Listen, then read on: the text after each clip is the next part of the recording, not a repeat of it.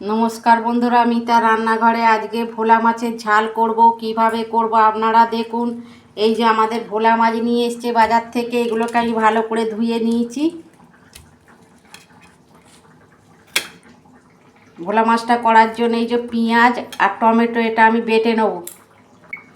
নুন দিচ্ছি, হলুদ, লঙ্কার গুঁড়ো, ভালো করে মাছের গায়ে লাগাবো।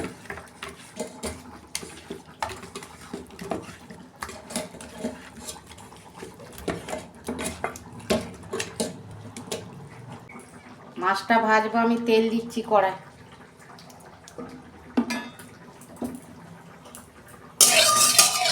তেল গরম হয়ে গেছে, মাছটা ভেজে নিচ্ছি।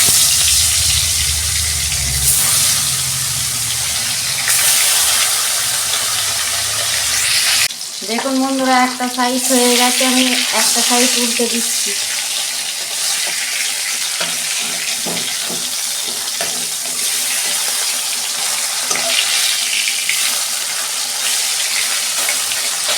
ভোলা মাছ তো একটু লাল করে ভালো করে ভাজতে হবে। দেখুন বন্ধুরা, মাছ আমার ভাজা হয়ে গেছে, আমি তুলে নিচ্ছি।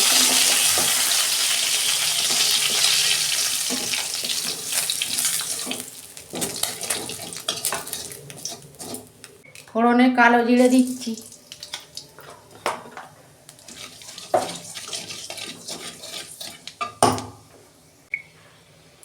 আদা রসুনের পেস্ট দিচ্ছি 2 চামচ।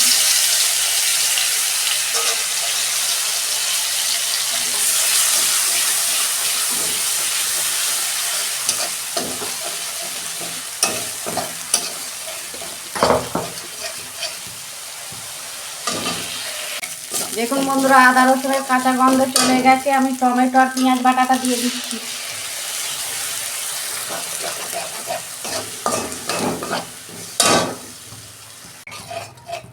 এই যে পেঁয়াজ টমেটোটা আমার কষানো হয়ে গেছে, আমি হলুদ দিচ্ছি,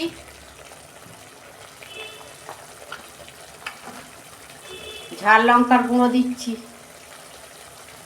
1 চামচ, ধনে গুঁড়ো, জিরে গুঁড়ো, নুন দিচ্ছি। ভালো করে আমি কষাবো মশলাটা।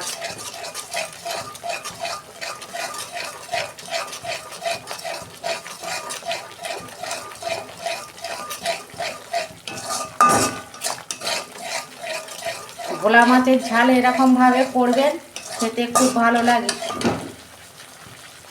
কাশ্মীরি লঙ্কা গুঁড়ো দিচ্ছি অল্প।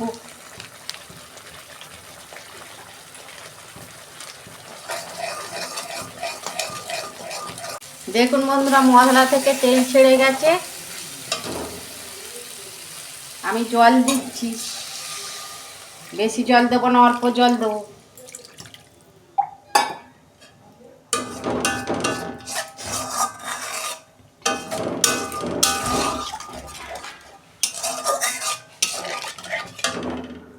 ফুটুক মশলাটা, তারপর মাছ দেবো। এই যে মশলাটা ফুটে গেছে, আমি মাছগুলো দিয়ে দিচ্ছি।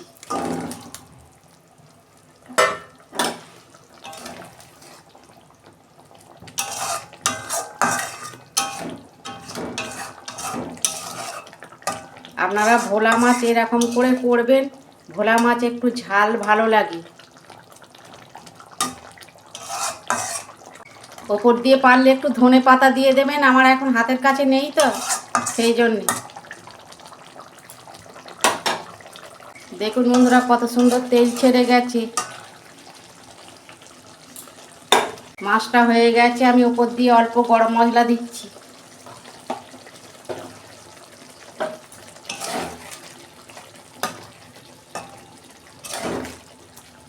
এই যে ঢেলে ফেলবো আমি।